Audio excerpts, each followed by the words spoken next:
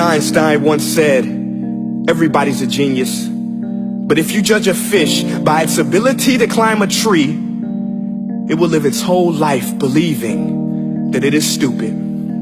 Ladies and gentlemen of the jury, today on trial we have modern day schooling. Glad you could come. Not only does he make fish climb trees, but also makes them climb down and do a 10-mile run. Tell me, school, are you proud of the things you've done? Turning millions of people into robots, do you find that fun? Do you realize how many kids relate to that fish?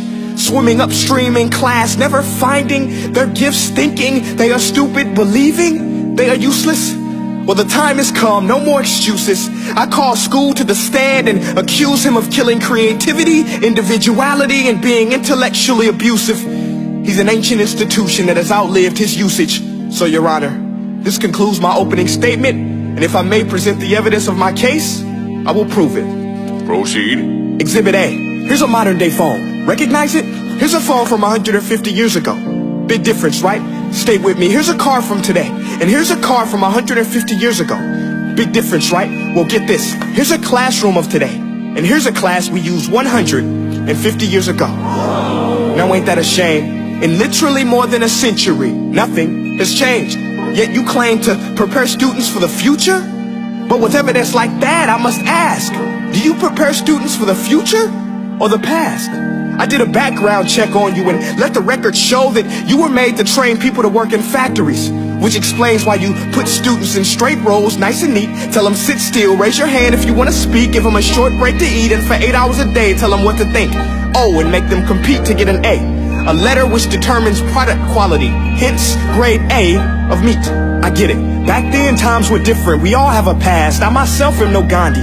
But today, we don't need to make robot zombies. The world has progressed. And now we need people who think creatively, innovatively, critically, independently, with the ability to connect. See, every scientist will tell you that no two brains are the same. And every parent with 2 or more children will confirm that claim.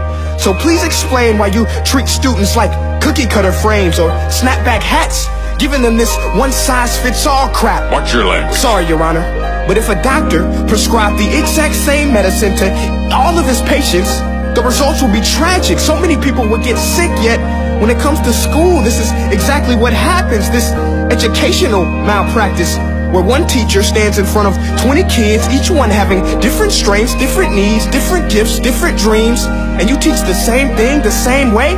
That's horrific. Ladies and gentlemen, the defendant should not be acquitted. This may be one of the worst criminal offenses ever to be committed. And let's mention the way you treat your employees. Objection. Overruled. I want to hear this. It's a shame.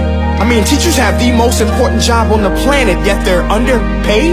No wonder so many students are short-changed. Let's be honest, teachers should earn just as much as doctors, because a doctor can do heart surgery and save the life of a kid, but a great teacher can reach the heart of that kid and allow him to truly live. See, teachers are heroes that often get blamed, but they're not the problem. They work in a system without many options or rights. Curriculums are created by policymakers, most of which have never taught a day in their life.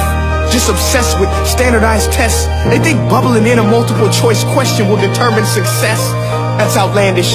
In fact, these tests are too crude to be used and should be abandoned, but don't take my word for it.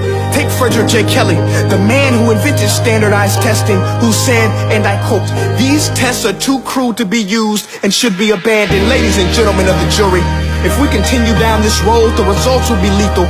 I don't have much faith in school, but I do have faith in people.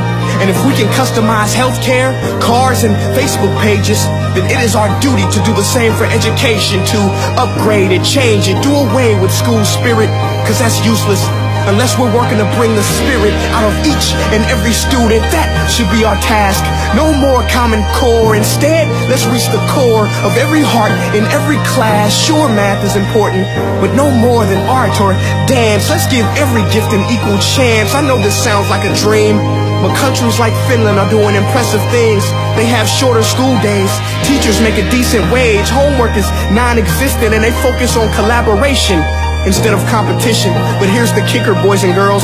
Their educational system outperforms every other country in the world. Other places like Singapore are succeeding rapidly. Schools like Montessori, programs like Khan Academy. There is no single solution, but let's get moving. Because while students may be 20% of our population, they are 100% of our future. So let's attend to their dreams, and there's no telling what we can achieve.